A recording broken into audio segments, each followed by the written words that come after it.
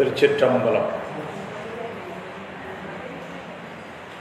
போற்றி வந்தாலும் முந்தன் பொன்னடி கமலம் போற்றி தேற்றுவார் உன்னையல்லால் திக்கு வேறில்லை போற்றி மாற்றரும் பிறவி காட்டை மடிக்க மெய்ஞானத்தீயை ஏற்றும் எகுடையாய் போற்றி என் குறை தவிர்ப்பாய் போற்றி. கருணை ஒளி திருமுகத்தில் திருநீற்றுணுதலும் கண்டாரை வசப்படுத்த கனிந்த வாயழகும் பெருமை தரு துறவோடு பொறையுளத்தில் பொறுத்தே பிஞகனார் மலர்த்தாள்கள் பிரியாத மனமும் மறுவினர்கள் அகலாத ஞானமே வடிவாம் வளதுரைசை சிவஞான மாமுனிவன் மலர்த்தாள் ஒரு பொழுதும் நீங்காமல் எமதுளத்தில் சிரத்தில் ஓதிடும் நாவினில் என்றும் உண்ணி வைத்தே உரைப்பான். திருச்சிற்றம்பலம். எல்லாம் வல்ல இறைவன் திருவருளை சிறமேற்கொண்டு திருக்கைலாய பரம்பரை திருவாவடுதுறை ஆதீனம் செல்ல ஸ்ரீ குருமா சன்னிதானங்களுடைய பொன்னார் திருவடி கமலங்களுக்கும் சைவத்தின் குலதெய்வமாய் விளங்குகின்ற மாதவ சிவஞான சுவாமிகளுடைய திருவடிகளுக்கும் என்னை நெறியில் ஈடுபடுத்தி ஆண்டு அருள் என்ற குருநாதர் சா தங்கவேல் சுவாமிகளுடைய திருவடிகளுக்கும் மனம் மொழி மெய் ஆகிய முக்கர்ண வணக்கங்களை மிக பணிவோடு தெரிவித்து இந்த சைவநெறி முகாம் தொடர்ந்து நடைபெறுவதற்கு முதல் காரணமாகவும் முழுமையான காரணமாகவும் இருக்கின்ற நம்முடைய அன்பிற்குரிய வணக்கத்திற்குரிய டாக்டர் உமாமகேஸ்வரி அம்மா அவருடைய திருவடிகளுக்கும் கலந்து சிறப்பிக்கின்ற அடியார் பெருமக்கள் பல ஊர்களில் இருந்து நாம் இங்கே வந்திருக்கின்றார்கள். சென்னையில் இருந்து துவங்கி பாபநாசம் தென்காசி வரைக்கும் கோயம்புத்தூர் அன்பர்கள் திருப்பூர் அன்பர்கள் பலராக இருக்கின்ற இந்த அமைப்பிலே வந்து சிறப்பிக்கின்ற அனைவரது திருவடிகளுக்கும் எனது அன்பான வணக்கங்களை தெரிவித்து மகிழ்கின்றேன். இந்த ஆசிரமத்தை இருந்து திறம்பட நடத்தி வருகின்ற சுவாமினிக்கும் அவர்களோடு உடனாயிருக்கின்ற பெரியவர்களுக்கும் என்னுடைய அன்பான வணக்கங்கள். பாம்பன் சுவாமிகள் வாழ்வும் வாக்கும் என்ற தலைப்பிலே இன்றும் நாளை மதியம் வரை கிட்டத்தட்ட 1.5 நாட்கள் நாம் சிந்திக்க இருக்கின்றோம். இன்று காலையிலே அருமையாக திருமுறை விண்ணப்பத்தோடு தொடங்கிய இந்த நிகழ்வு திருமுறை பாராயணம் செய்த உமானந்தனிக்கு என்னுடைய வணக்கமும் அன்பும். நாளையும் திருமுறை பாராயணம் காலையிலே நமக்கு நடைபெறும். வனலிங்கேஸ்வரருக்கு வழிபாடு காலையில் நடந்தது போல நாளையும் நடைபெறும். எனவே இந்த 1.5 நாட்கள் நிகழ்வுகள் நம்முடைய உமா அம்மா சொன்னது போல வீட்டையெல்லாம் விட்டுட்டு ஒரு 1.5 நாள் முருகப்பெருமானோடு இருக்கும். அதாவது இந்த நிகழ்வு பாம்பன் சுவாமிகளுடைய வாழ்வும் வாக்கும் என்று சொல்லி பாம்பன் சுவாமிகளுடைய வாழ்க்கையில் நடந்த சில அற்புதங்களும் அவருடைய வரலாற்று குறிப்புகளும் அவர் அருள் செய்திருக்கின்ற பாடல்களில் இருந்து சில பகுதிகளை 1-2 பகுதிகளையாவது நாம் சிந்திப்பதற்கு திருவருள் துணை நிற்க வேண்டும். முதல் நிகழ்வாக பாம்பன் சுவாமிகளுடைய பாடல்களை எல்லாம் பாட ஆரம்பிக்கும் பொழுதே ஒரு மரபு குமாரஸ்தவம் பாடிதான் செய்ய வேண்டும் என்று ஒரு மரபு இருக்கிறது. 6666 பாடல்களும் 6 மண்டலங்களாக பிரித்து சுவாமிகள் அருளி செய்த பகுதிகளை எல்லாம் அதில் எந்த பகுதி எடுத்து படிக்க நினைத்தாலும் முதலிலே குமாரஸ்தவம் படிக்க வேண்டும் என்று ஒரு மரபு மகாதேஜோ மண்டலத்திலேயே முடிவு செய்யப்பட்டிருக்கிறது. இந்த மகாதேஜோ மண்டலம் பற்றியெல்லாம் இன்னைக்கு சொல்லும் பொழுது அடுத்தால சொல்கிறேன். அதனால் எல்லார் கையிலையும் இப்பொழுது குமாரஸ்தவம் இருக்குது. எடுத்துக்கொண்டால் நான் சொல்ல சொல்ல எல்லாருமே அதை சொல்லி இன்னைக்கு நாம் ஆரம்பிச்சிடுவோம். திருச்சிற்றம்பலம். இப்போ தான் சில பேர் ஃபைலே திறந்து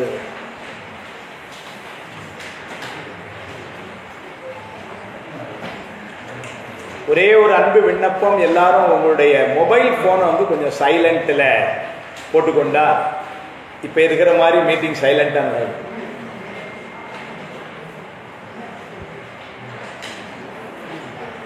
ஓம் குமரகுருதாச குருப்பியோ நமஹ. ஸ்ரீமத் பாம்பன் சுவாமிகள் அருளிய ஸ்ரீ குமாரஸ்தவம். ஓம் ஷண்முக பதயே நமோ நம.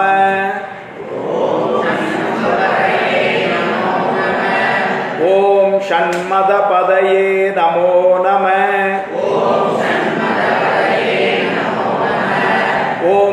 ஷட்க்ரீவபதயே நமோ நம. ஓம் ஷட்க்ரீடபதயே நமோ நம.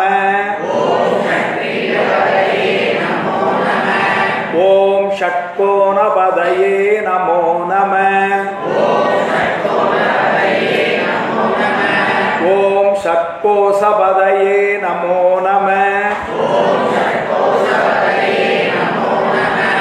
ஓம் நவநிதிபதயே நமோ நம. ஓம் சுபநிதிபதயே நமோ நம. ஓம் நரபதிபதயே நமோ நம. ஓம் சுரபதிபதயே நமோ நம.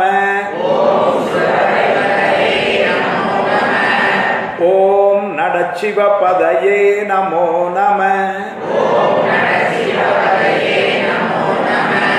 ஓம் ஷடக்ஷரபதயே நமோ நம. ஓம் கவிராஜபதயே நமோ நம. ஓம் தபராஜபதயே நமோ நம. ஓம் இகபரபதயே நமோ நம. ஓம் புகழ்முனிபதயே நமோ நம. ஓம் ஜய ஜயபதயே நமோ நம. ஓம் நயநயபதயே நமோ நம. ஓம் மஞ்சுளபதயே நமோ நம.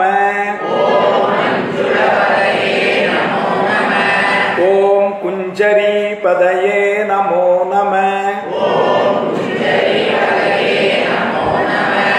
ஓம் வல்லீபதயே நமோ நம. ஓம் மல்லபதயே நமோ நம. ஓம் அஸ்திரபதயே நமோ நம. ஓம் சஸ்திரபதயே நமோ நம. ஓம் ஷஷ்டிபதயே நமோ நம. ஓம் இஷ்டிபதயே நமோ நம. ஓம் அபேதபதயே நமோ நம. ஓம் சுபோதபதயே நமோ நம. ஓம் வியூகபதயே நமோ நம. ஓம் மயூரபதயே நமோ நம. ஓம் பூதபதயே நமோ நம. ஓம் வேதபதயே நமோ நம. ஓம் புராணபதயே நமோ நம. ஓம் பிராணபதயே நமோ நம. ஓம் பக்தபதயே நமோ நம. ஓம் முக்தபதயே நமோ நம. ஓம் அகாரபதயே நமோ நம. ஓம் உகாரபதயே நமோ நம. ஓம் மகாரபதயே நமோ நம. ஓம் விகாசபதயே நமோ நம. ஓம் ஆதிபதயே நமோ நம. ஓம் பூதிபதயே பதையே நமோ நம. ஓம் அமார பதையே நமோ நம. ஓம் குமார பதையே நமோ நம.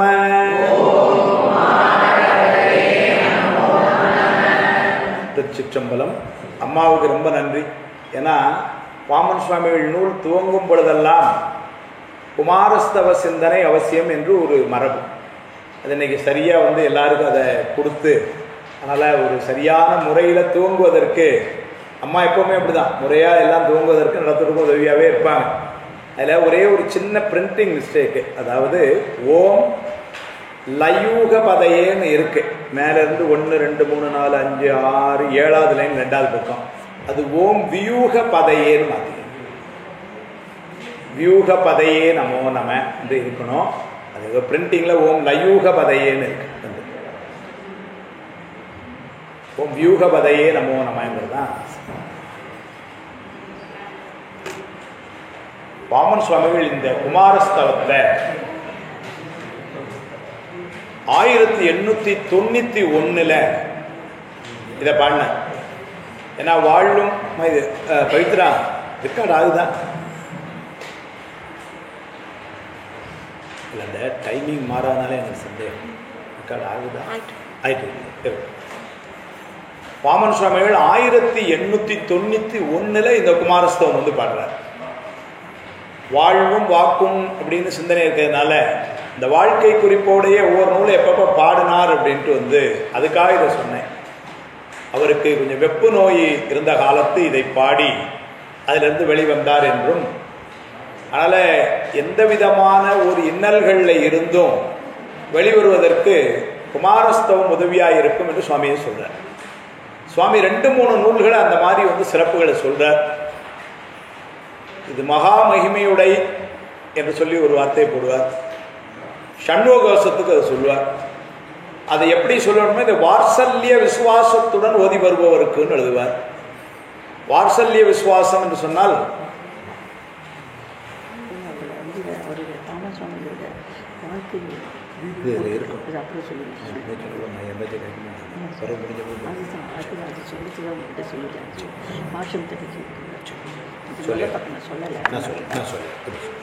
சொல்லிடுறேன்.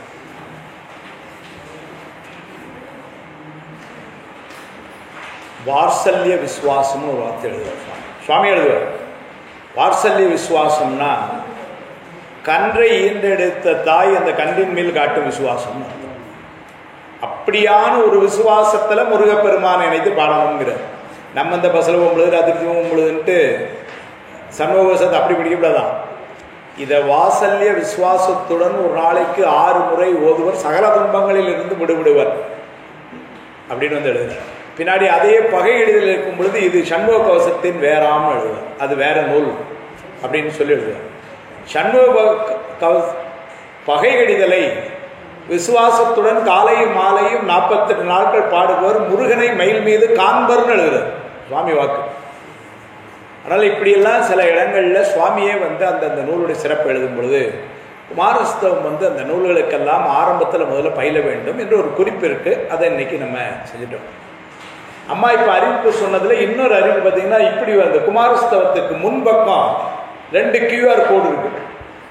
அதில் மேலே இருக்கிற QR கோடு இந்த ஆசிரமத்தை பற்றிய வரலாறு செய்திகள் படங்கள்லாம் அதில் இருக்கு. கீழே இன்னொரு QR கோடு இருக்கு. அதை நீங்கள் வீட்டில் போய் ஸ்கேன் பண்ணி பார்த்தீங்கன்னா பாம்பன் சுவாமிகளுடைய வாழ்க்கை வரலாறு அதில் இருக்கு. அப்புறம் நீ என்னதை சொல்ல போறேன்னு கேட்குறீங்க. அதானே கேட்குறீங்க. நான் ஒருவேளை சரியா சொல்ல மாட்டேன். அம்மா என்ன பண்ணாங்க, இதை ஒன்று கொடுத்துட்டாங்க சேஃப்டிக்கு.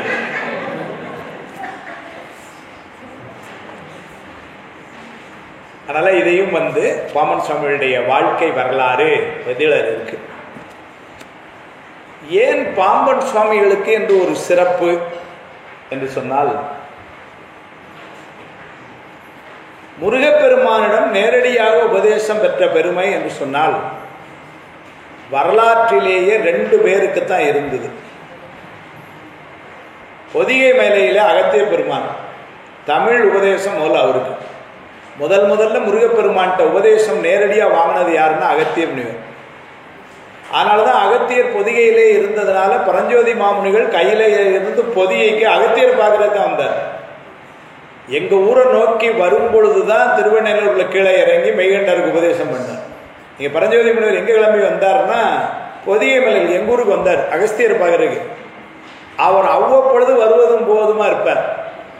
ஏன்னா அவர்கள் ஆகாய மார்க்கமாக இதுபோல ஒரு தூல உடலை சுமந்து வர வேண்டிய ஒரு நிலை அவர்களுக்கு இல்லை என்பதனாலே அவ்வப்பொழுது அகத்தியரை வந்து பார்க்க வந்து போவார்னு சொல்லுவாங்க.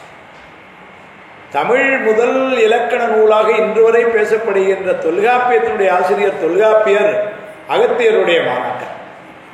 அதனால அகத்தியருக்கு வந்து அப்படி ஒரு உயர்வு. அந்த அகத்திய பெருமானுக்கு என்ன ஒரு பெரிய சிறப்புன்னா அவர் தமிழ் யார்கிட்ட படித்தார்னா முருகப்பெருமான் படித்தார். அதனால முதல்ல முருகப்பெருமான் உபதேசம் முதல்ல யாருக்குன்னா அகத்தியருக்கு. இது புராண காலங்களில் நடந்தது, எப்போ நடந்தது தெரியல, நடந்தது. ஆனால் இன்றைக்கும் நாம் தமிழ் பேசிக்கொண்டு இருக்கிறோம் என்று சொன்னால் அகத்திய பெருமானை நினையாமல் தமிழ் பேச முடியாது, பொதிகையை வணங்காமல் தமிழ் பேச முடியாது. ஏன்னா இங்கேருந்து வந்தது, அப்புறம் வளர்ந்தது, மதுரையில் வளர்ந்தது, பொதிகையிலே பிறந்து மதுரையிலே வளர்ந்து என் நெஞ்சில் குடி உண்ட தமிழ் தாய்ன்னு சொல்லுவாங்க. அப்புறம் எல்லா பக்கமும் இருக்கு. இன்னைக்கு உலகமுறை என்றைக்கோ நடந்த நிகழ்வு இதெல்லாம். ஆனால் அது கொடுத்தது யாருன்னா முருகப்பெருமான். முதல்ல வாங்கி நமக்கு கொடுத்தது யாருன்னா அகத்தியர் பெருமான். இது முதல் உபதேசம். அதே மாதிரி முருகப்பெருமான்கிட்ட இன்னொருத்தர் உபதேசம் வாங்கினது நமக்கு தெரிஞ்சு வரலாறுல இப்போ சில நூற்றாண்டுகளுக்கு முன்னாடி அருணகிரிநாத பெருமான் திருவண்ணாமலையிலே இல்லைங்களா, எல்லாருக்கும் நிகழ்வு எல்லாம் தெரியும். அவர் சில காரணங்களாக கோபுரத்தில் இருந்து குதிக்க கையில் தாங்கினானா முருகப்பெருமான். இவ்வளோ பெரிய ஒரு சிறப்பு. முருகப்பெருமான் கையில் தாங்குற கிடைக்க தகுமை நற்கேண்மையாருக்கு எடுத்து சுமப்பான என்று உமாவிசாச்சரியார் திருவள்ளுவர் பயணம். சிறந்த ஞானிகளை எல்லாம் சுவாமி என்ன பண்றாங்க, கையில தாங்குறாங்கிறது. யாருக்கு சார் நடந்தது? எல்லாம் சும்மா பாட்டில் திருவண்ணாமலையில் நடந்தது. அருணகிரிநாதர் என்ற ஞானியை முருகப்பெருமான் கையில தாங்கினான். சடையவனே தளர்ந்தேன் எம்பிரான் என்னை தாங்கிக் கொள்ளேன் திருவாசகம் இல்லைங்களா. கடையவனேனை கருணையினால் கலந்து ஆண்டு கொண்ட விடையவனே விட்டெடுதி கண்டாய், விரல் வேங்கையின் தோல் உடையவனே மண்ணு முத்திரகோசம் அங்கைக்கு அரசே, சடையவனே தளர்ந்தேன் எம்பிரான் என்னை தாங்கிக் கொள்ளேன். இப்போ தாங்குறான். நீங்கள் பாட்டு உமா நந்தினி வர முன்னாடி கொண்டு உட்காந்துட்டீங்க, என்னால் பாட முடிய மாட்டேங்குது, அதனால் உடனே தான் சொல்ல முடியாது. அதனால முருகப்பெருமான் தாங்கினதை அங்கே பார்த்தோம். தாங்கிட்டு வயலூருக்கு வாங்கினா அடி எடுத்து கொடுத்தான், முத்தை திருப்பத்தை திறன். நமக்கு அந்த வரலாறு தெரியும். அப்போ உபதேசம் பெற்றது யாருன்னா முதல்ல அகத்தியர், அப்புறம் அருணகிரிநாதர். இவங்க 2 பேர் தான் இருந்தாங்க.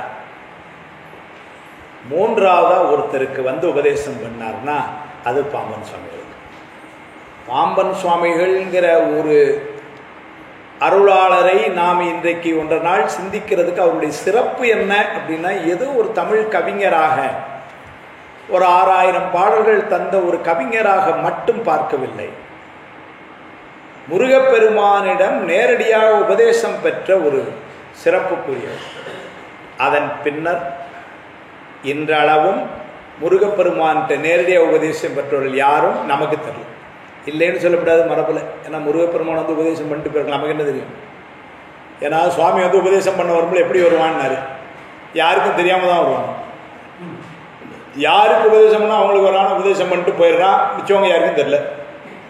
ஈரில்லாத நீ எளியாகி வந்து ஒளிசை மானுடமாக நோக்கியம் கீரில்லாத நெஞ்சு உடைய நாயனேன் கடைய நாயனேன் பட்ட கீழ்மை திருச்சதான் அப்படிதான் சொல்லிச்சு. ஆனால் வந்து உபதேசம் பண்ணுறான், யாருக்கும் தெரியல.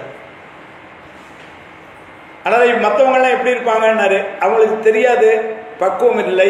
அதனால என்ன பண்ணார், நாட்டார் நகை செய்ய நாம் மேலே வீடை இது ஆழ்த்தான் கொண்டாண்டவா பாடுதொங்கானம்மா நாயனர். ஏன்னா முருகப்பெருமான் அல்லது சுவாமி வந்து உபதேசம் பண்ணுகிறான்னு சொன்னால் உபதேசம் பெறுகிற அவர்களுக்கு தான் தெரியும். அவன் ஒரு பெரிய ஆடம்பரமாலாம் வர்றதில்லை. அதான் ஈரலாத நீ எளியாகி வந்துள்ள சுவாமி வந்ததும் பொருந்தல, அவன் அவ்வளவு எளிமை.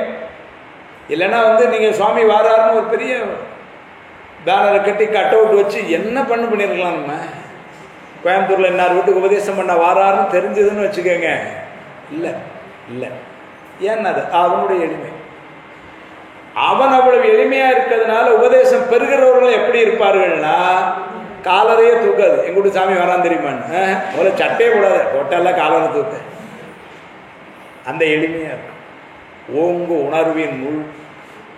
ஓங்கு உணர்வின் உள்ளடங்கி உள்ளத்தில் இன்பொடுங்க தூங்குவர் மற்றும் ஏதொன்று சொல்லணும் திருவள்ளுவர். சிவன் முத்தர்கள் ஞானிகள் எப்படி இருப்பாங்கன்னு இந்த கூட்டத்தில் கூட யாராவது இருக்கலாம், நம்ம யாரு தெரியும். எப்படி இருப்பாங்கன்னு சொல்லிட்டீங்கன்னா நாங்கள் கொஞ்சம் பார்த்துக்கிடுவோமே அவங்கள. என்ன ஓங்கு உணர்வின் உள்ளொடுங்கினர். ஓங்கிய உணர்வு எது? உயர்ந்த உணர்வு, பெருமானை பற்றிய உணர்வு. அது உள் அடங்கி அப்படின்னா என்ன அர்த்தம்னா வேற உணர்வுகள் இல்லைன்னு அர்த்தம். நம்மளும் சுவாமி நினைப்போம் இல்லைன்னு சொல்லி பப்பாமன் சுவாமி ஆரம்பிச்சிருக்கிறோம். இப்பவுமே பின்னாடி 2 பேர் வந்து 11:15 டீ பிரேக்கு, இன்னும் 1 மணி நேரம் இருக்கு. இப்படி எவ்வளவு உணர்வுகள் நமக்கு வந்து கொண்டு இருக்கும் இல்லைங்களா? இல்லையா? ஓங்கு உணர்வின் உள் அடங்கி, அது உள்ளே சுவாமி உள்ளத்துல இருக்கிறான்னா அப்புறம் உள்ள எப்படி இருக்கும்னாரு, உள்ளத்தில் இன்போடுங்கள், ஆனந்தமா இருப்பாரு சிவன்முத்தர். எப்படி அதை எப்படி வெளியே பார்க்க எப்படி இருப்பாருன்னு அருமையா ஒரு வார்த்தை சொன்னார், தூங்குவர். அதுனா நம்ம அந்த வகுப்புல தூங்குறோம், அது இல்லை இந்த இடத்துல. இங்க தூங்குவர்னா உலகிலுக்குள்ள வரவே மாட்டாங்க. ஆமாம், அவங்களுக்கு புதிய எலெக்ஷன் வச்சுருக்கிறது, தங்க விலை ஏறுது, இதெல்லாம் ஒன்றும் தெரியாது. தூங்குவர்ன்ட்டு. தூங்குவர்னா எப்படின்னா இதில் என்ன வேடிக்கைன்னா வியாபக உணர்வை பெற்ற ஞானிகள் தூங்குவர்னு எழுதுது சிவபிரகாசத்தில். வியாபகம் பெற்ற ஞானிகள்னா உலகத்தில் நடக்கிறது பூரா தெரியும். வியாபகமாய் நம்ம ஆணவமல மறைப்பினாலே அணுத்தன்மை பெற்று கட்டுண்டு இருக்கின்ற ஆன்மாக்கள் நம்ம. அது என்ன ஆகும்னா ஞானிகள் எல்லாம் உபதேசம் பெற்று கேட்டல் சிந்தித்தல் தெளிதலினாலே ஆணவ மலம் நீங்க பெற்று அதனால் உயிர் தன்னுடைய இயற்கை தன்மையை மீண்டும் பெற்று வியாபக உணர்வினால் எட்டலாம்னு எழுதுறார் சிவஞான சமயம். அப்படி இருக்கக்கூடிய உயிர்கள் எப்படி இருக்குன்னா எல்லாம் தெரியும், ஒன்னுலையும் தலையில்லாம. நான் அடிக்கடி சொல்லுவேன், வயசான பொம்பளை எல்லாம் வீட்டில் இந்த மாதிரி இருங்க, வீடு அமைதியா இருக்கும். எல்லாம் தெரியணும், ஒன்றும் தலையிடக்கூடாது இல்லைங்களா? எனக்கு எல்லாம் வயசான இருப்பது, அதனால அதுக்காக இன்னைக்கே பாருங்க வீடு அமைதியா இருக்கும். நம்ம அங்க வந்துட்டோமா அங்க அமைதி.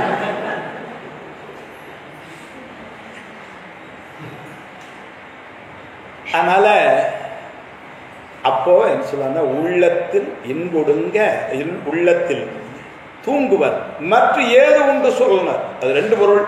மற்ற ஏதோ ஒன்று சொல்லணும், அவங்களை பத்தி சொல்றதுக்கு என்ன இருக்கு? ஒண்ணும் கிடையாது. இன்னொன்னு மற்ற ஏது உண்டு சொல், அவர்களுக்கு என்ன சொல்? ஒண்ணும் கிடையாது. அப்படின்னா எதுலையுமே தலையிடலையே, தலையிட்ட. இதுதான் சிவமுத்திர நிலை. அதனால அவன் இவ்வாறு உபதேசம் செய்வதும் உபதேசம் பெற்றவர்களும் இப்படி இருக்கிறதுனால யார் முருகப்பெருமான் அதுக்கப்புறம் யாருக்கும் பண்ணியிருக்கானான்னு நமக்கு தெரியல. சொல்ற முருகப்பெருமானும் சொல்றது இல்லை. நான் நேற்றுங்க வந்தேன், ஒரு 15 பேர் கொடுத்தேன் தெரியுமா உனக்கு, பேப்பரில் போடுறா, ஃபோட்டோ எடுத்து போடு பேப்பரில் அப்படின்னு அவன் போட்டதில்லை.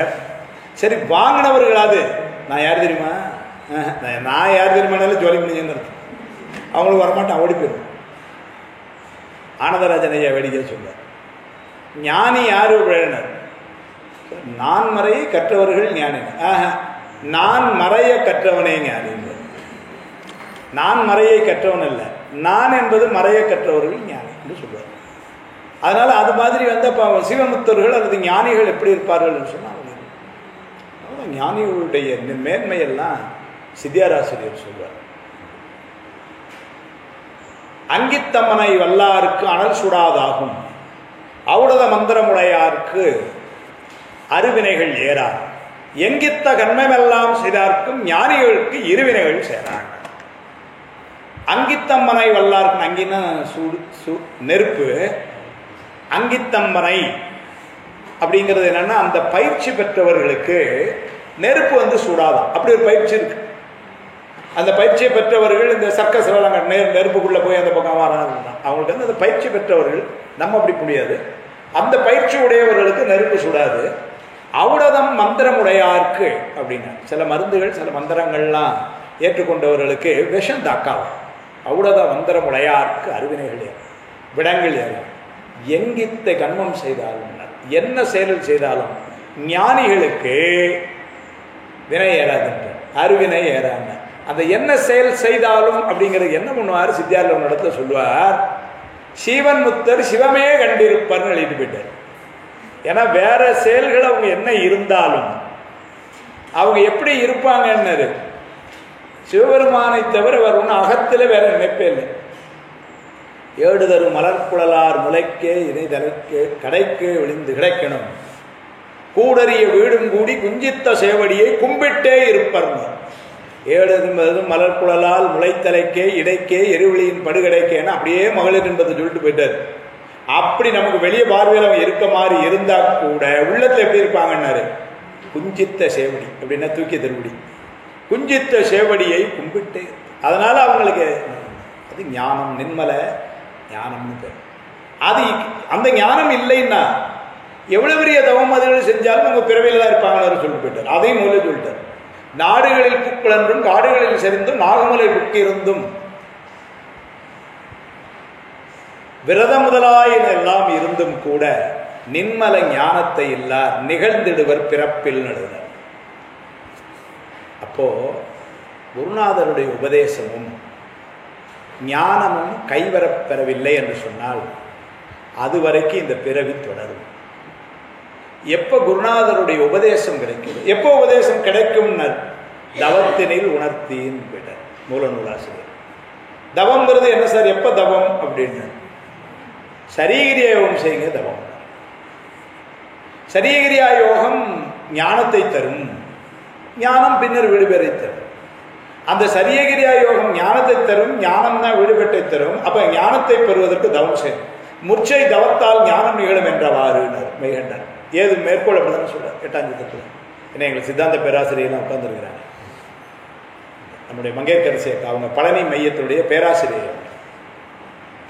அதனால முற்றை தவத்தால் ஞானம் நிகழும் என்றவாறு எழுதினார். அப்போ தவம்ங்கிறது என்னன்னு அவரு சொல்லிட்டார். மேற்சரியகிரியா யோகம் செய்துளி நன்னறியாகிய ஞானத்தை காட்டி அல்லது மோட்சத்தை கொடாகலாம். அப்போ சரியகிரிய யோகம் எது சரியை அப்புறம் சமையல் சொன்னார். காலைல கூட ஐயா எங்கள் வீட்டில் படிச்சுட்டு இருந்தாங்க. நிலை பெறுமாறு எண்ணுதியல் நெஞ்சே நீவா நித்தலும் எம்பிரானுடைய கோயில் புக்கு புலர்வதன் முன் அழகிட்டு மெழுக்குமிட்டு பூமாலை புனைந்தேத்தி புகழ்ந்து பாடி தலையார கும்பிட்டு கூத்துமாடி சங்கரா சய போற்றி என்றும் அலைகுணல் செஞ்சடைய மாதி என்றும் ஆரூரா என்றே அலரானில்லே சரியை கிரியை சொல்றார். பெரும்புற காலை மூழ்கி வித்தற்கு பத்தராகி அரும்புடு மலர் கொண்டங்க ஆர்வத்தை உள்ளே வைத்து விரும்பினல் விளக்கு தூபம் விதியினால் இடவல்லார்க்கு கரும்பினில் கட்டி கொள்வார். தேவரப்பட சிலையெல்லாம் பாட்டு சொல்லலாம். நீங்க அப்படியே என்னையே பார்த்துட்டு இருக்கிறீங்க. அன்னபூர்ணி அம்மாள் தேவரப்பட சிலை உட்கார்ந்துருக்கு. அவங்க தான் எனக்கு தேவரம் சொல்லி கொடுக்குறவங்க. நான் ஒழுங்கா பாடுறேன்னு பாயிட்டே இருக்கிறேன். யோகத்துக்கு சொல்ற காயமே கோயிலாக கடிமனம் அடிமையாக வாய்மையை தூய்மையாக மணமணி லிங்கமாக நேயமே நெய்யும் பாலா நிறைய நீர் அமையாட்டின்னு. நேயம்னு அன்பு, நேயத்தே நின்ற நிமல நடி போற்றி. நேயம்னு அன்பு. அந்த அன்பினாலே நிறைய நீர், நெய்யும் பாலாங்கிறது நிறைய என்பது இருபக்கும் கூட்டுக இலக்கணம். ஆனாலும் வந்து நிறைய நெய்ய நிறைய பால் நிறைய நீர் சுவாமிக்கு. புறத்தில் அபிஷேகம் பண்ணும் பொழுது அதுக்கு ஒரு எல்லை உண்டு, அகத்தில் பண்ணும் பொழுது எல்லையே. நீங்கள் வெளியே பால் அபிஷேகம் பண்ணால் 1 லிட்டர் பண்ணலாம், 2 லிட்டர் பண்ணலாம், 5 லிட்டர் பண்ணலாம். அகத்தில் பண்ணும் பொழுது 1 லட்சம் லிட்டர் பண்ணலாம், 2 லட்சம் லிட்டர் பண்ணலாம், 5 லிட்டர் பண்ணலாம். அது சொல்றார் நேயமே நெய்யும் பாலா நிறைய நீர் அமைய ஆட்டி பூசனை ஈசனார்க்கு போற்றவி காட்டி நம்ம யோகத்தை. இதுதான் சரீகிரிய யோகம். இது வந்து வழிபாடு தவம் என்று அங்கே காட்டினார். அதனால இந்த தவம் பெற்ற இந்த ஞானிகள் எல்லாம் அந்த வரிசையிலே வைத்து போற்றப்பட வேண்டியவர்கள். அந்த ஞானம் அல்லது உபதேசம்ங்கிறது எங்கிருந்து வந்தது என்று சொன்னால் முருகப்பெருமானே நேரடியாக வந்து உபதேசம் செய்த பெருமை. ஏனைய நமக்கெல்லாம் உபதேசம் வரும், முருகப்பெருமான் தான் செய்கிறார், சுவாமி தான் செய்கிறான். எப்படி இருக்கும்னா பூலகத்திலே உள்ள ஒரு குருநாதர் மூலமாக அதிர்ட்டித்து நின்று செய்தல்னு பேர். அவங்க மூலமா வந்து நமக்கு அதை செய்கிறார். மானுட சட்டை தாங்கி பெருமான் வந்து அதை செய்கிறார். பார்வை என மாக்களை முன்பற்றி பிடித்திருக்கான் போர்வை என காணா போவே. அது மாதிரி நம்ம பழகிய ஒரு குருநாதர் மூலமாக வந்து அருள் செய்வார். பாமன் சுவாமிகளுக்கு முருகப்பெருமான் நேரடியாக அதெல்லாம் விஐபி கேஸ், அதனால நேராக அவரே வந்து சந்திக்கிறார். அதுதான் முதல்ல ஒரு சிறப்பு பாமன் சுவாமிகளை நாம் இன்னை வரைக்கும் சிந்திக்கிறோம். பொதுவாக பாமன் சுவாமிகளை பற்றி ஒரு கருத்து மக்கள் மத்தியில் எப்படி இருக்குன்னா, அவர் வடமொழியை ஆதரித்தவர், அதனால தமிழுக்கு முக்கியத்துவம் கொடுக்கல இப்படி என்று ஒரு நினைப்பு இருக்கு. இன்னொரு கருத்து இருக்கு, அவர் முருகப்பெருமானை தான் வழிபாடு செய்தார், சிவபெருமானை கூட கும்பிடல அவர், இப்படி ஒரு கருத்து இருக்கு. இதெல்லாம் முற்றிலும் தவறான கருத்துக்கள் என்பதனை நிரூபணம் செய்ய வேண்டியதுதான் இந்த ஒன்றரை நாள் நிகழ்வு.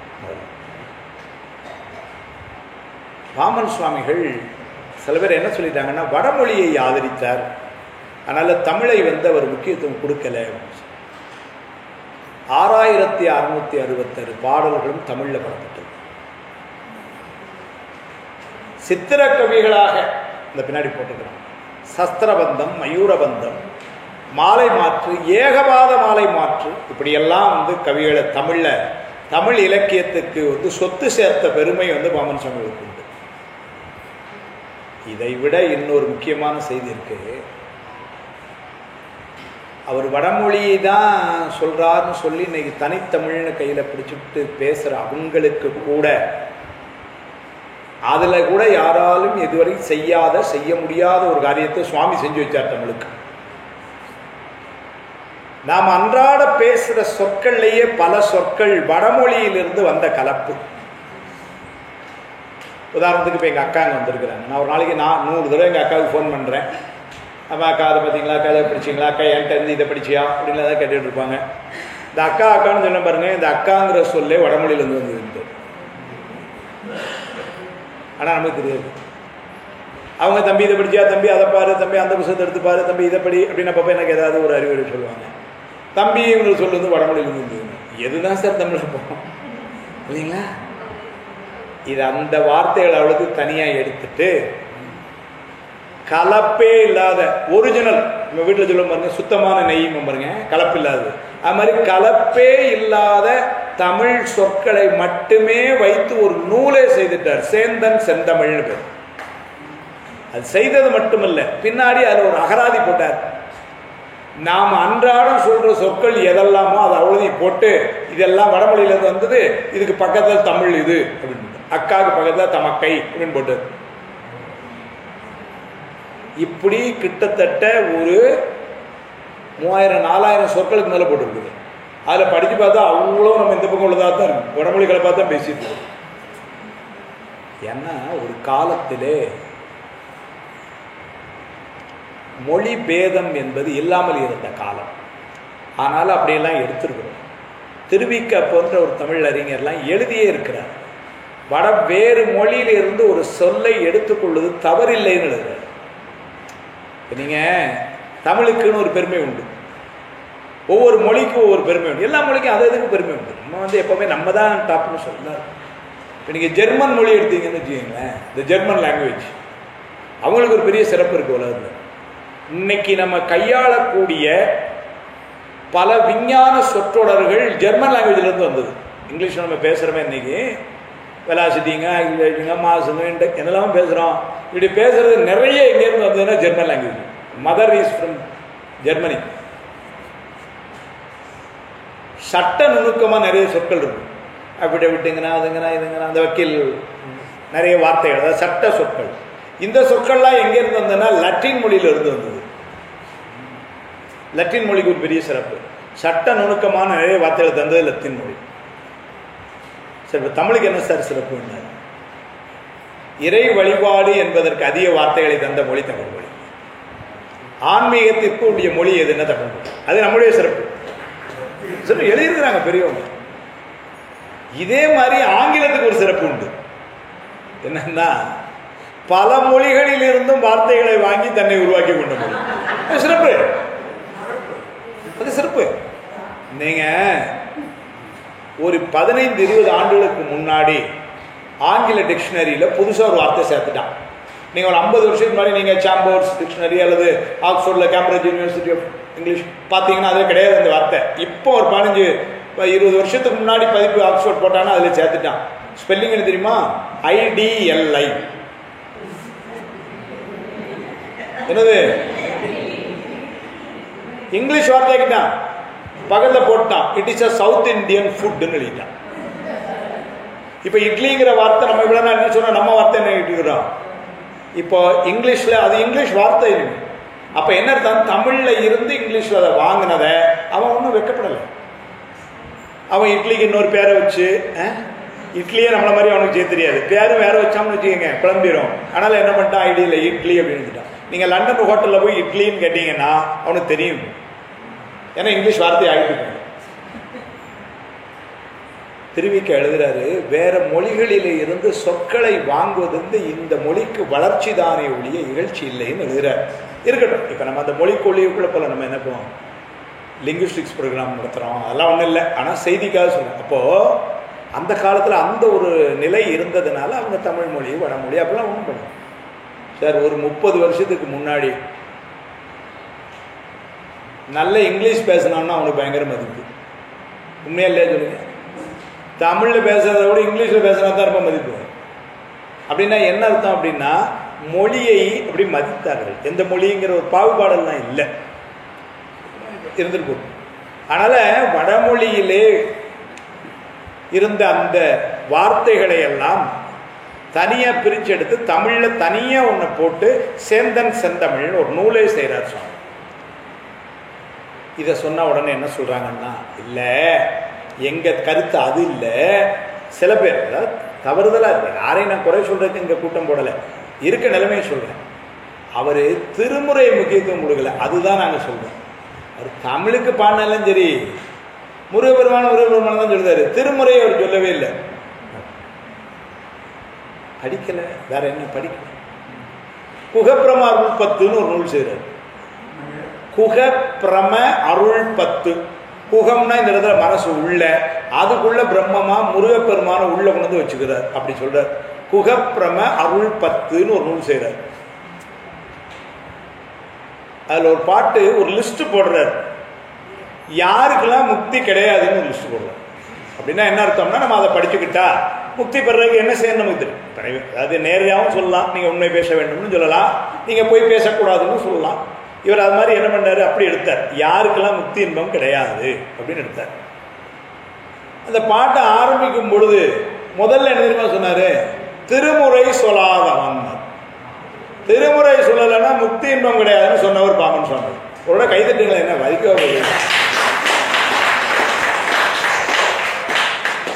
ஏன்னா எல்லாரும் திருமுறை பாடுறவங்க. இது எனக்காக கைதட்டல, பாமன் சாமிகளுக்காக தட்டு இல்லை. ஏன்னா பேச்ச ஆரம்பிச்சு கொஞ்ச நேரம் இருந்துச்சா டீ பிரேக் வர இப்படி பின்னாடி ஒரு மாதிரி கை தட்டணும்னா சில பேருக்கு இப்போ என்ன சத்தம் கேட்க வேணுமா உஷாராயிட்டாங்க, அதுக்காக கை தட்டு. புத்தகம் கிடைக்குது, குகப்பிரம அருள் 10 உரையோட கிடைக்குது, நெட்ல இருக்கு. இல்ல புஸ்தகம் பிரிண்டே கிடைக்கும், புஸ்தகமே கிடைக்கும். திருமுறை சொல்லாதவன் மறைமொழி கலாதவன் செலல் வர ஆதவன். திருமுறை சொல்லாதவன் மறைமொழி கலாதவன் சிவனரி நிலாத சிதடன். சிவனரி நிலாத சிதடன்கிறது. சிதடன்னா மூர்க்கன்னு அர்த்தம். செம்மை நலமறியாத சிதடருடும் திருவேணை இல்லைங்களா, அது மூர்க்கன்னு அர்த்தம். ஏன்னா முதல் பாட்டில் மூர்க்கன், முக்தி நெறி அறியாத, அது அப்படியே வச்சு 10வது பாட்டிலையும் கொண்டாரு. செம்மை நலம் அறியாத சிதடருடும் திருவேணை மும்மை மலம் அறிவித்து இல்லைங்களா, அந்த சிதடர் சொல்ல சிவனெறி நிலாத சிதடன் செலல் வரவு எனாதவன் கொலைவினை விடாதவன் திருமுடை மறாத புலைஞன் குருடி தொழாதவன் பெருமொழி பெறாதவன் குணநலமில்லாத அறிஞன் குகரமை எனாதவன் துறவரம் உறாதவன் வரிசை சொல்லிட்டே வர குடிவெறி அறாத முருடன் ஒரே வரிசையா. இவங்களுக்கெல்லாம் முக்தி இன்பம் கிடையாது, வரிசையா சொல்ற. திருமுறை சொல்லாதவன் முதல்ல அதான் சொல்றார். திருமுறை சொல்லலைன்னா முக்தி இன்பம் கிடையாது. மறைமொழி கலாதவன்கிறார், அதையும் சொல்றார். எதை அவங்களையும் படிக்கணுங்கிறார். அதை கூட நுட்பம் பாருங்க, அதை கூட படிக்கணுமா. மறைமொழி கலாதவன் கற்கணுமா. திருமுறை ரொம்ப கற்கணும்ல, சொன்னா போருமா. புஸ்தகத்தை பார்த்து வாச்சா கூட போதுங்கிறது. திருமுறை படிக்காதவன் சொல்லல, திருமுறை சொல்லாதவன். அவ்வளவு எளிமையா சொல்லிட்டு. அப்ப திருமுறைக்கு அவ்வளவு முக்கியத்துவம். மறைமொழிகளாதவன், சிவனரி நிலாத சிதடன்.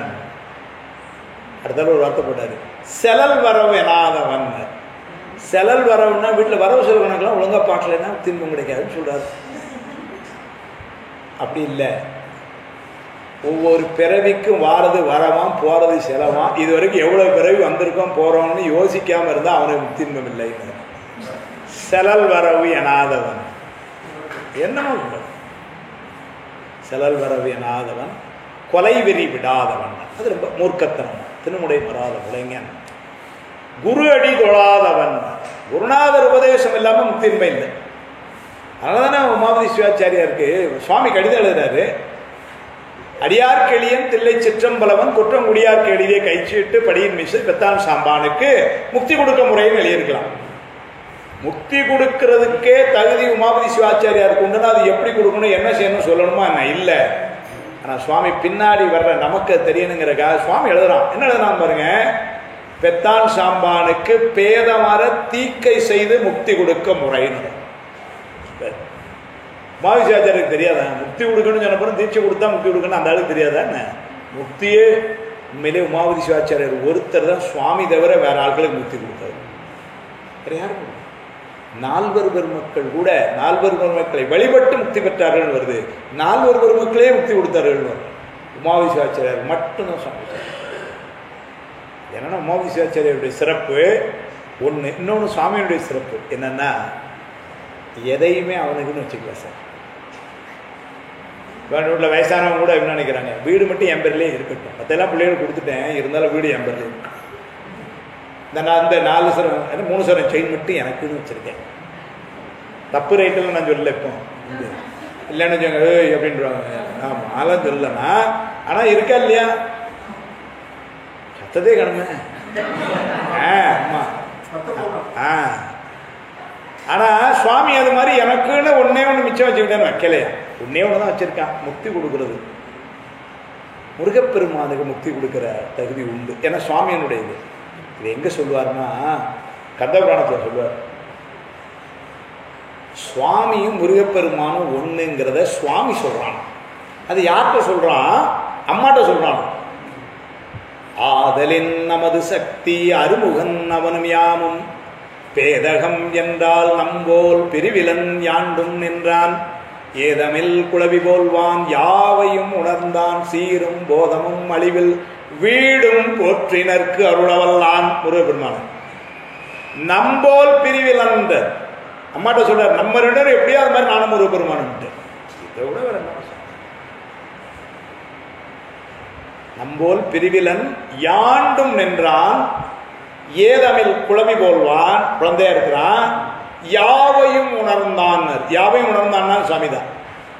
சீரும் போதமும், அவனை வழிபாடு செய்கின்றவர்களுக்கு என்னென்ன வேணுமோ அதையெல்லாம் கொடுத்து சீரும் போதமும் அழிவில் முடிவில் வீடும் வீடு பேரும் போற்றினருக்கு அருளவல்லாம். முருகப்பெருமானால் முக்தி கொடுக்க முடியும். முருகப்பெருமானால முக்தி கொடுக்க முடியும்னால என்ன ஆயிடுச்சுன்னா சிவபெருமான் தான் போச்சு. அதே மாதிரி உமாபதி சிவாச்சாரியாட்ட அந்த 2 கேஸுக்கு மட்டும் கொடுத்தார். பெத்தான் சாமானுக்கு கொடுத்தார், அப்புறம் அதை நிரூபிக்கிறதுக்காக அந்த முடிச்சது 2 பேரும் கொடுத்தார் இல்லைங்களா. அப்போ உபதேசம்ங்கிற முக்கியம். அதுக்காக சொன்ன சுவாமி பாஷ்யத்தில் எழுதுவார். சிறப்பு பாயிரத்தில் உரை எழுதும் பொழுது அங்கே எழுதுறார், சிவதீக்கைன்னு தலைப்படுவார். போட்டு அதனுடைய முக்கியத்துவத்தை கிட்டத்தட்ட சுவாமி ஒரு 20 பக்கங்கள் தீட்சை பற்றி எழுதுகிறார் பாஷ்யத்தில்.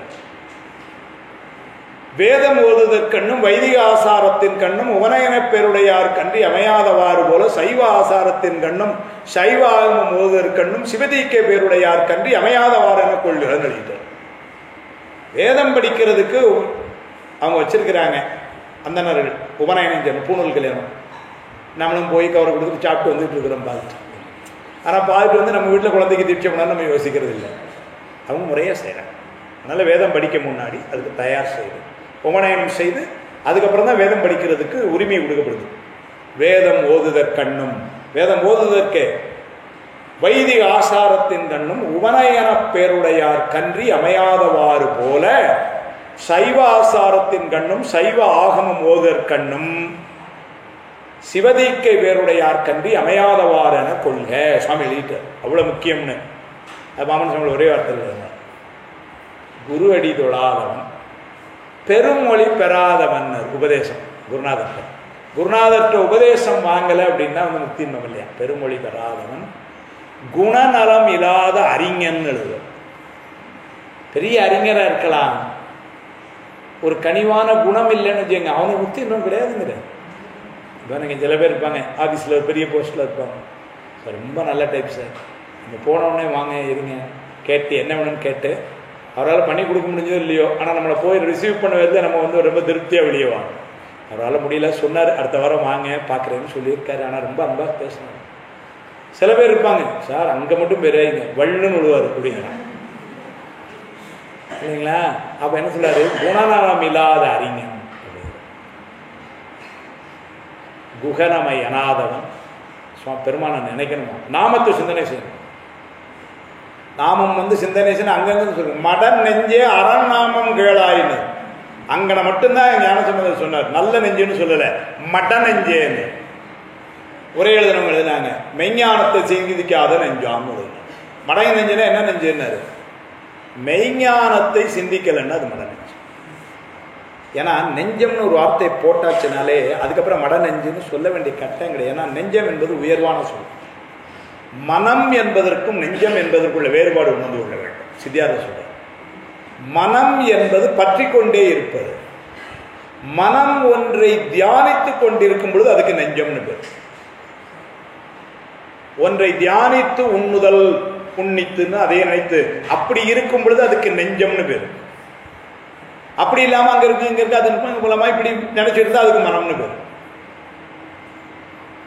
மனம் உமக்கே இடமாக வைத்தேன் படலிய, நெஞ்சம் உமக்கே இடமாக வைத்தேன். அப்ப நெஞ்சம்னு சொல்லிட்டாலே அது உயர்வுதான். ஆனா என்ன பண்ணாரு ஞானசம்பந்தர், அந்த நெஞ்சமும் மெய்ஞான நெறியில நிலைத்து நிற்கலன்னா தப்பு. அதனால மட நெஞ்சே அறநாமம் கேளாயின நம் கிளைகளுக்கும் இல்லைங்களா. பெருமானை சிந்தனை, நாமத்தை சிந்தனை செய்யணும். மருந்தவை மந்திரம் அருமை நன்னறியவை மற்றுமெல்லாம் அருந்துயர் கெடும் அவர் நாமமே சிந்தை செய்ய நெஞ்சம் பொருந்துதன் புறவினில் கொன்றை கொன் சொரிதரது என்று வைகோன் செருந்தி செம்பன் மலர் திருநெல்வேலி உரை செல்வராம எங்க ஊர்ல ஒரு முழுவதும். அப்போ வந்து அவன் நாமமே சிந்தை செய்யினாரு. அது ஒரு ஏகாரம் போடுவார். நான் ஒரு நாமமே அப்படின்னா வேற எதுவும் சிந்தை செய்யப்படாது என்பது பெறப்பட்டது. ஆனால் இவர் சொல்ற குகனமை அனாதவன் துறவரம் உறாதவன். துறவரம் என்பது அப்படியே காவி வாங்கிட்டு போயிடணும்னு சொல்லலை. துறவரம் என்பது பற்றிலிருந்து நீங்குவது. அப்படித்தான். ஏன்னா சைவம் வந்து ஒரு பெரிய மேன்மை, இல்லறத்தையும் துறவரத்தையும் ஒரு சேர மதிச்ச சமயம். முக்தி இன்பம் போறதற்கு இல்லறம் எந்த வகையிலும் தடையில்லை என்று சொல்ல, அரண் எனப்பட்டதே இல்வாழ்க்கைன்றது திருவள்ளுவர். இல்வாழ்க்கை என்பதே சிறந்த அறன்ட்டு. அதனால நம்ம 63 நாயன்மார்களில் பார்த்தீங்கன்னா நிறைய பேர் கல்யாணம் ஆகி, அதனால அது வந்து எந்த குறையும் இல்லை. துறவரமும் சிறப்பு அப்படி சொன்னாங்க. அதனால துறவரம் உறாதவன் அப்படின்னா என்ன சொன்னா, உலக பற்றுகளை எல்லாம் விட்டு நீங்கி கொஞ்சம் கொஞ்சமா நீங்கி வெளியே வரணும் அதை விட்டு. அதனால அதை சொல்ற துறவரம் உறாதவன் குடிவெறி அறாதவருடன். நமக்கு அர்த்தம் புரியுது. அடுத்தால ஒரு வார்த்தை போட்டார். சில பேர் என்ன சொல்றாங்கன்னா, அதெல்லாம் சொல்றது சரிதான், ஆனால் முருகப்பெருமானையே கும்பிடுறேன், சிவபெருமானையே அவர் கும்பிடலையே, அப்புறம் எப்படி பாமன் சுவாமியை நாங்கள் ஏற்றுக்க முடியும்? அடுத்தால ஒரு வார்த்தை எழுதுற, இந்த பாட்டில் எழுதுற, யாருக்கு முக்தி இல்லைன்ட்டு. முருகனும் மகேசனும் ஒரு பொருள் எனாதவன். முருகப்பெருமானையும் பெருமானையும் ஒண்ணுன்னு நினைக்காதவனும் முக்தி கிடையாது எழுதுற. மாமன் சுவாமி எழுதுற, நான் சொல்லல. முருகனும் மகேசனும் ஒரு பொருள் எனாதவன் முசுமனம் நயாத விரதன். அடுத்தால முசுன குரங்குன்னு அர்த்தம். முசுமனம்னா மனசு குரங்கு மருந்து அப்படின்னா என்ன அர்த்தம், தாவிக்கிட்டே இருக்கு. குரங்குன்னா குரங்கு பார்த்தீங்கன்னா ஒரு குப்பில் இருக்கு, அடுத்த குப்புக்கு தாவுன்னு. அது மாதிரி நம்ம மனசும் வந்து என்னன்னா ஏதோ ஒன்று தான், இதை செய்யலாமா அங்கே போகலாமா அங்கே போகலாம், ஏதோ ஒன்று தாவிக்கொண்டே இருக்கும். பொதுவாக பக்குவம் வர்ற வரைக்கும் யாருக்கு பக்குவம் மனசு அடங்கி நிற்குதோ அவன் ஜெயிச்சான் காரியத்தில். எந்த காரியமாக இருந்தாலும் சரி, இவன் உலகியல்ல ஒன்று வெற்றி பெறன்னா கூட இல்லைங்களா. பரப்பமைந்து கேண்மின் இது பார்க்கலன் மேல் பூங்கை கரப்பருந்த நாடும் கடன். திருவள்ளுவர் பரப்பமைந்து கேண்மின்.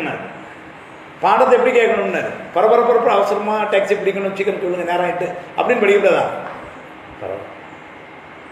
இந்த உலகத்தில் வாழ்க்கையில் எப்படி இருக்கணும்னாரு, பரபரப்பு இல்லாம இருங்க. என்ன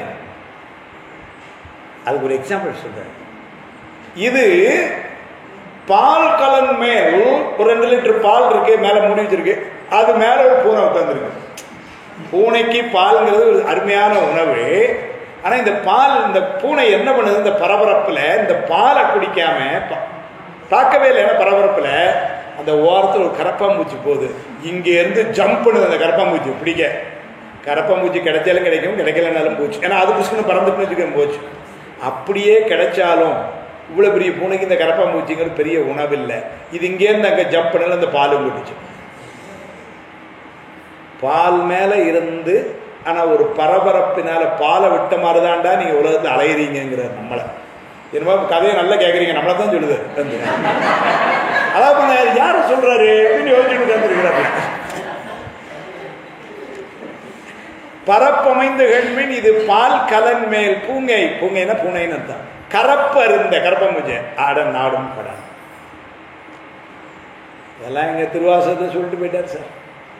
பப்பர வீற்றிருந்து உணரும் நின்னடியார் பந்தனை வந்தறுத்தார் அவர் வளரும். அப்ப பந்தனை அறுக்கணும்னு என்ன செய்யணும்னாரு, பப்பரை இருந்து பூஜை செய்யும் பொழுதுதான் அவசரமா பாயக்கூடாது. நம்ம சொல்லாமல் திருவாசம் முற்றுல என்ன ஸ்பீட்ல போறோம் தெரியுமா? இப்பெல்லாம் நேராச்சு சீக்கிரம் விரட்டுல அதுல என்ன இருக்குன்னே கடவுட ஒரே வாட்டம். ரொம்ப நிதானம், பரபரக்க வேண்டாம் பலகாலும் சொன்னேன் சோபோசா. வரவர கண்டு ஆராய் மன்னேங்கிற பரபரப்பு வேண்டாம். அதை இங்க சொல்றாரு. முசுமனம் நையாத விரதன், முருகனும் மகேசனும் ஒரு பொருள் எனாதவன் முசுமனம் நையாத விரதன். அப்படின்னா பரபரப்பு இல்லாமல் இருந்தா தானே. இல்லைன்னா குரங்க மாதிரி தாவிட்டே இருந்தோம்னு வச்சுக்கோங்க, ஒன்னுலையுமே நமக்கு பிடி கிடைக்காது. அது சொல்றதுனால மனசு அடங்கணும், ஒடுங்கணும். எதுக்குள்ளனாரு சுவாமி, அவன் நாமத்தை நினைக்கணும், அவனுடைய திருவடியில ஒடுங்கணும். அப்படி இருக்கவங்களுக்கு முக்தி கிடைக்கும். அப்படி இல்லைன்னா கிடைக்காது. முசுமனம் நையாத விரதன் இவ்வளவே லிஸ்ட் போட்டார். யாரெல்லாம் சொல்லாரு பாருங்க. திருமுறை சொல்லாதவன், மறைமொழி கெடாதவன், சிவனரி நிலாத சிதடன், செலல் வரவனாதவன், கொலைவினை விடாதவன், திருமுறை வராத புலைஞன், குருடி தொழாதவன், பெருமொழி பெறாதவன், குணநலமில்லாத அறிஞன், குகனமையனாதவன், துறவரம் உறாதவன், குடிவெறி அறாத முருடன், முருகனும் மகேசனும் ஒரு பொருள் எனாதவன், முசுமனம் நையாத விரதன். இவங்களை அவ்வளவு பேரும் இவங்கெல்லாம் யார் சாமின்னாங்க? முடிவுடை மகாபதம் பெறுவது இலையாகல். முடிவுடை மகாபதம்னா கடைசியில பெற வேண்டிய முக்தி என்போம், இதுகளுக்கு கிடையாது போடாது. முடிவுடை மகாபதம் பெறுவது இலையாகலின் அப்படின்னு சொல்றார் எங்க குகப்புறமா ரூபத்தில். அப்ப என்னன்னா செய்தி என்னன்னா, திருமுறை சொல்ல வேண்டும் என்பதும் உறுதியாயிடுச்சாங்க, முருகனும் மகேசனும் ஒரு பொருள் என்பதும் உறுதியாயிட்டு. அப்போ இந்த கொள்கையெல்லாம் சுவாமியுடைய நூல்களை ஒருவேளை இதை வாழ படிக்கின்ற வாய்ப்பு கிடைக்காதவர்கள், அவர் முருகப்பெருமானே தானே சொல்லியிருக்கிறார். அவர் 4 வரையும் அழகா சொல்வார். 4 வரனா யாரு? முருகப்பெருமான, விநாயகப் பெருமான, அம்மாவை, ஐயாவை. 4 தான் நம்ம சித்தாந்தத்தில் அது 4 தான் வருது. நம்முடைய கடவுள் என்று சுவாமியை சொல்லும் பொழுது 5 முகச்சிவம் வரும். முருகப்பெருமான சொல்லும் பொழுது 6 முகச்சிவம் வரும். இப்படியே சொல்லுவார், 6 முகச்சிவம் அப்படின்பார். விநாயகரை சொல்லும் பொழுது 6 முகச்சிவம் அப்படின்பார். இப்ப அம்மாவை சொல்லணும், என்ன சொல்றாருன்னு பார்த்துட்டே இருந்தேன், அழகு முகச்சிவம்ட்டு போயிட்டார். என்ன பாருங்க கவனசாமி சொல்றாரு, 5 முகச்சிவம், 6 முகச்சிவம், ஆனை முகச்சிவம், அழகு முகச்சிவம். அம்மாவை அவ்வளவு உயர்வா சொல்ற. அனவரத பாராயண அஷ்டகம்னு ஒரு நூல் செய்யறார் சுவாமி. அனவரத பாராயண அஷ்டகம் அப்படின்னு ஒரு நூல். அந்த நூல் முழுவதுமே என்ன பண்ணுவாருன்னா 4 பேரையுமே ஒவ்வொரு பாட்டிலையும் பாடுவார். பாடி இவங்க 4 பேரையும் கடவுள் என்று ஏற்றுக்கொள்ளுவர்களுடைய திருவடிகளை என் தலைமையில தாங்குறேங்கிறது. அனவரத பாராயண அஷ்டகம் சுவாமி சொல்றார். அதுல இவங்க 4 பேரையுமே ஒவ்வொரு பாட்டிலையும் 4 பேரையுமே சொல்றாரு. விநாயகர் பெருமானை சொல்லுவார், முருகன் பெருமானை சொல்லுவார், அம்மாவை சொல்லுவார், ஐயா சொல்லுவார். அடுத்த பாட்டில் விநாயகர் சொல்லுவார், முருகன் சொல்லுவார். இப்படி 4 பேரையுமே சொல்லி வழிபாட்டுக்குரியவர்கள் அவங்க 4. இப்போ போய் இவர் சிவபெருமானை சொல்லலைன்னு யாராவது சொன்னா அப்படின்னா என்ன அர்த்தம்? அவங்க அனவரத பாராயண அஷ்டகம் அவங்க படிக்கிறதுக்கு ஏதோ வாய்ப்பு கிடைக்கல, அப்படிதான் சொல்லுவாங்க. சைவ சமய சரபம்னு ஒரு நூல் செய்கிறார். உரைநடை நூல், சுவாமி உரைநடை நூல் 7 நூல் செய்கிறார். அதில் சைவ சமய சரபத்தில் முழுக்க முழுக்க சிவபரத்துவத்தை நிலைநிறுத்துறார். சைவ சமய சரபம் சரபம். இன்னொரு நூலும் செய்கிறார், சொல்றேன், நம்ம இதுக்காக சொல்ல. சுவாமி 4000 பிரபந்த விசாரம்னு ஒன்று செய்கிறார். 4000 பிரபந்த விசாரம். திருமால் கடவுள் இல்லைன்னு பேசுறது நூல் பூரா. திருமால் கடவுள் இல்லைன்னு பேசுவோம், வைணவத்தை மறுத்து பேசுவோம். ஆமா, இல்லைன்னு திருமால் கடவுள் இல்லைன்னு எழுதுவோம். அதாவது கடவுள் இல்லைன்னா திருமால் நல்ல ஞாபகம். திருமாலை வழிபட வேண்டாம்னு சொல்லவே இல்லை, தாராளமா வழிபட.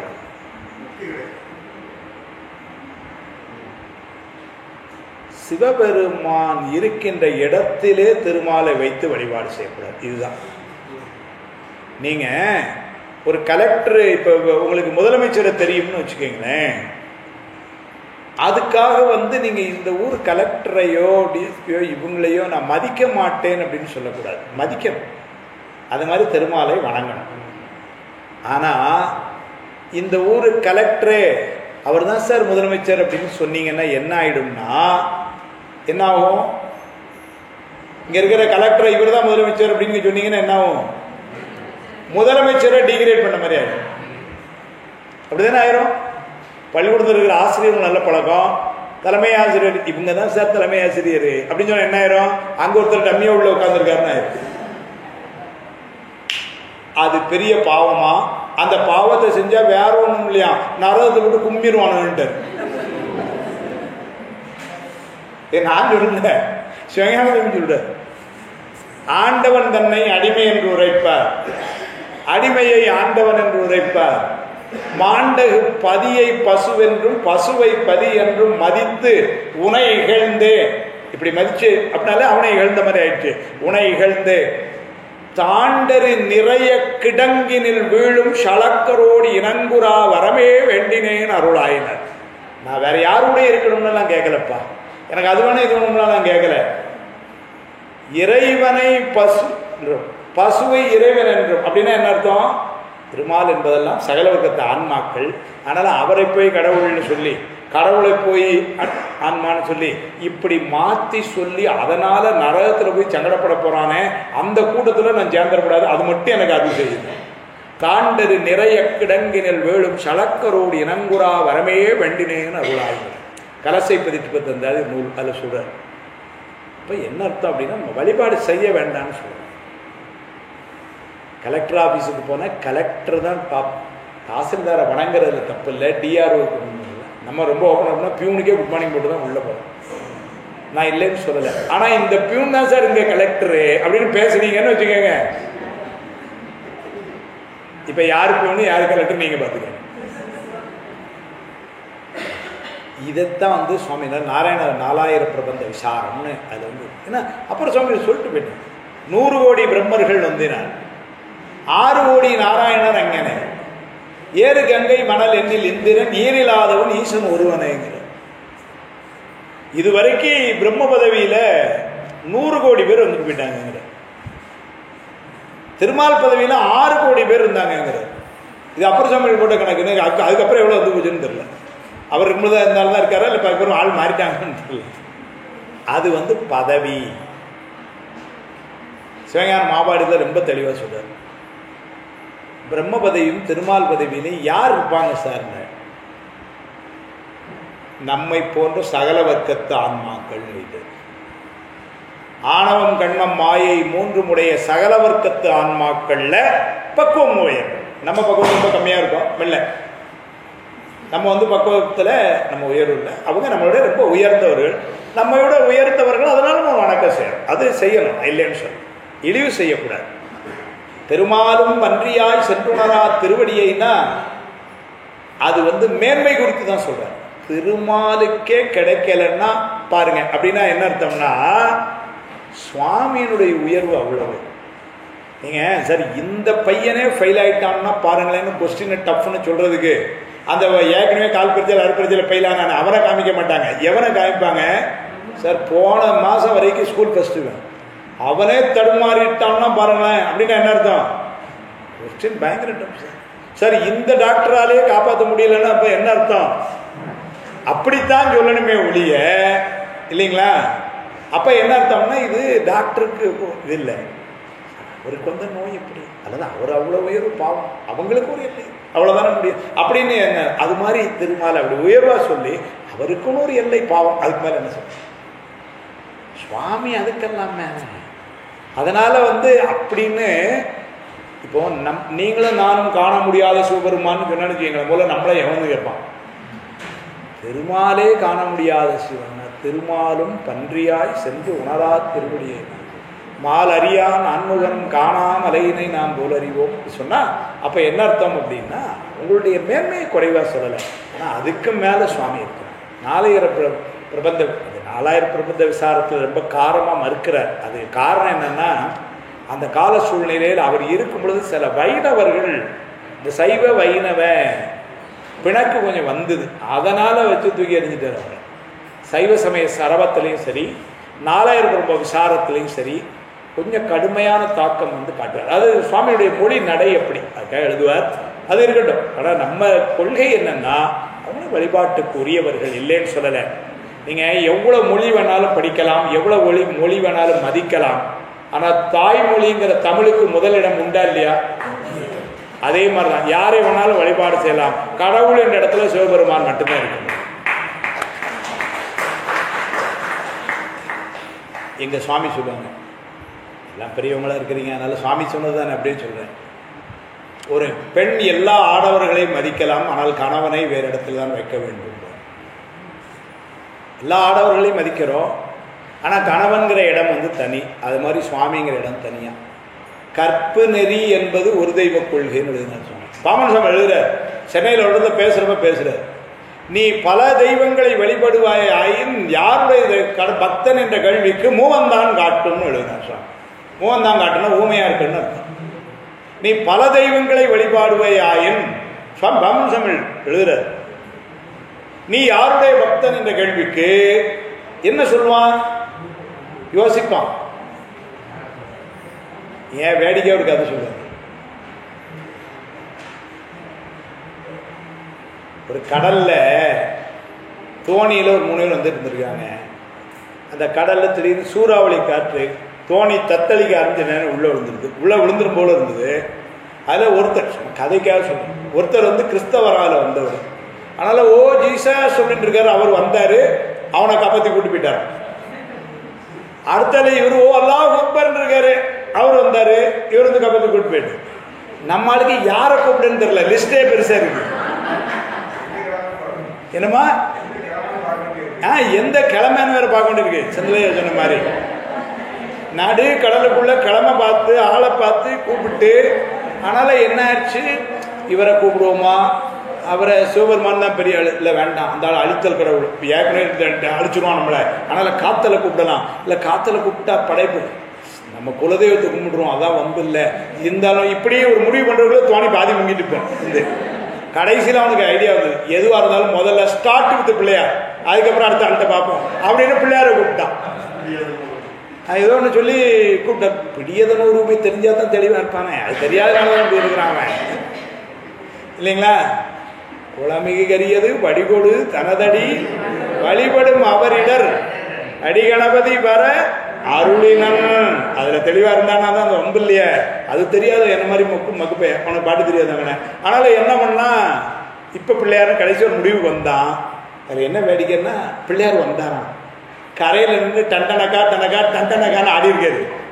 என்னன்னா விநாயகர் சதுர்த்தி அன்னைக்கு இப்படிதானே ஆடிட்டு எனக்கு கூட உள்ள முக்குவீங்க, என்னடா உள்ள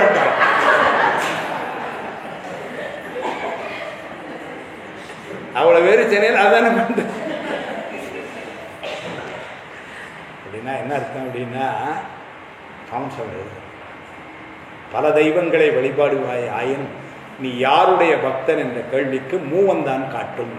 மூவம் தான் ஊமையாத்தான் இருக்கணும் நீ, ஏன்னா என்னன்னு சொல்ல முடியும். அப்ப என்ன ஆகும்னா யாருடைய பக்தனா அந்த ஒரு தெளிவு இருக்கு.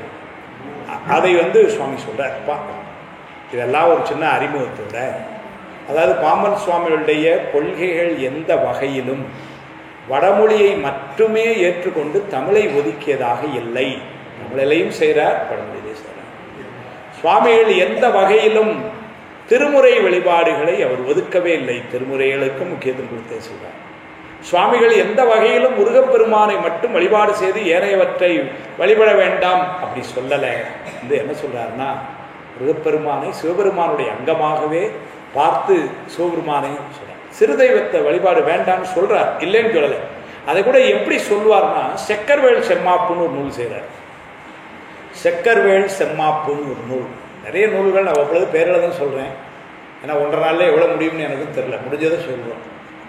அதில் செக்கர்வேள் செம்மாப்பு, செக்கர்வேள் இருமாப்புன்னு 2 நூல் சேர்த்து செய்கிறார். இதில் ஒரு செக்கர்வேள் செம்மாப்பில் ஒரு 140 பாடல், செக்கர்வேள் இருமாப்பில் ஒரு 64 பாட்டு, 204 பாட்டு. அதில் அந்த செக்கர்வேள் செம்மாப்பில் ஒரு சொல்லுவார், சிறு தெய்வங்களை வழிபாடு செய்கிறதுங்கிறது.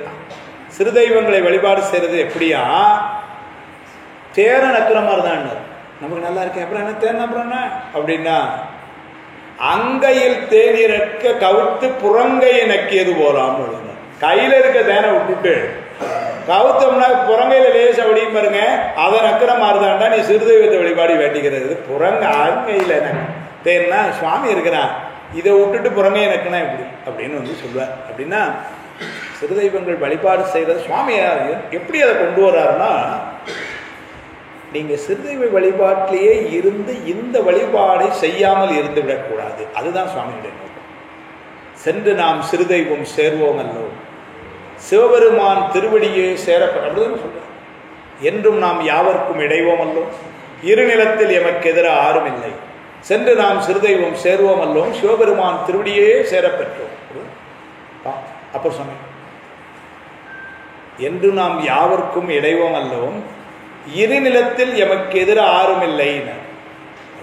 அருணை வடிவேல் மரியார் குறிப்புரையில் எழுதுறாரு, இருநிலத்தில் எமக்கு எதிராக ஆறும் இல்லைன்னா நல்ல பொருள் தெரியுது. இருநிலம்னா இங்கேயும் மேலையும், எமக்கு எதிரா அப்படின்னா எல்லாரும் நண்பர்கள், எனக்கு பகையே கிடையாது, சிறப்பு. அது இன்னொரு வகையில பொருள் உள்ள, இருநிலத்தில் எமக்கு எதிர் ஆவாரும் இல்லை அப்படின்னு சொல்லி, எதிர் ஆவார் அப்படின்னா எனக்கு இணையாக யாரும் இல்லைன்னு அர்த்தம், சிறப்பா. அப்படி இணையா இல்லை அப்படிங்கிறதோடு மட்டும் இல்லாமல் எமக்கு உயர்வாகவும் யாரும் இல்லை என்பதனால்தான் உண்மை போட்டார்னர். எமக்கு எதிராவாரும் இல்லை என்ப உண்மை சிறப்பு குறித்ததுன்னு எழுதினார் இலக்கணம். அப்படின்னா எனக்கு இணையாவும் யாரும் இல்லை, எனக்கு மேலேயும் யாரும் இல்லை. எப்போ சிவபெருமானை வழிபாடு செய்யலாம். இருமாந்திருப்பன்களோ அப்படிதானே சொல்றாரு இல்லைங்களா? அந்த இருமாந்திருப்பன்களோவை மையமா வச்சுதான் செக்கர்வேள் இருமாப்புன்னே ஒரு நூல் செய்யறார். சுவாமிக்கு அடியாரும் சொல்றதுல பெரிய இருமாப்புங்கிற அதெல்லாம் அதில் சொல்றார். அவங்க இப்படியெல்லாம் பாமன் சுவாமிகளுடைய நூல்களை நாம் இன்றும் நாளும் இவ்வளவு சிறப்புடைய பாமன் சுவாமிகளுடைய அந்த அமைப்பு. ஒரே ஒரு செய்தி சொல்லி டீ பிரேக் கொடுத்துடலாம். பாமன் சுவாமிகளுடைய வாழ்வும் வாக்கும் என்று தலைப்பு கொடுத்தோம். அம்மா தான் கொடுத்தாங்க தலைப்பு. அது எப்படி என்று சொன்னால் என்ன புரிகிறது என்னன்னா, அவருடைய வாழ்க்கையில் சில செய்திகளை சொல்ல போகிறோம், வாக்கு அவருடைய பாடல்களில் ஒரு 4 சிந்திக்க போகிறோம் பொதுவாக. ஆனால் அதில் ஒரு பெரிய நுட்பம் என்னன்னு சொன்னால், பாமன் சுவாமிகள் முருகப்பெருமானையே நினைந்து இருந்தார் என்று சொல்வதை விட, முருகப்பெருமான் பாம்பன் சுவாமிகளையே நினைந்து இருந்தார் என்று சொல்ல வேண்டும். அதுதான் வாழ்க்கையில் பார்க்கணும். வாக்கு என்பதிலே பாமன் சுவாமிகள் முருகப்பெருமானை நினைந்தே இருந்தார் என்பதை பார்க்கணும்.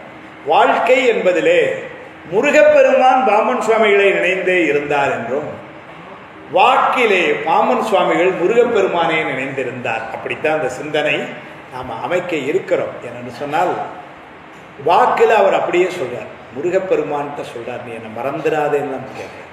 பரிவாளர்கள் அங்கு ஓது ஒரு பஞ்சாமிருத வண்ணம் இரியாய உளம் எனது உளம் நச்சு இனிதாம் என்று ஒரு கிழமை பெரியாள் முனமந்து ஓதிய செந்தில் பெருமானே வரிமாம் அரையறைவா எனை மறவேல் எனை மறவேல்.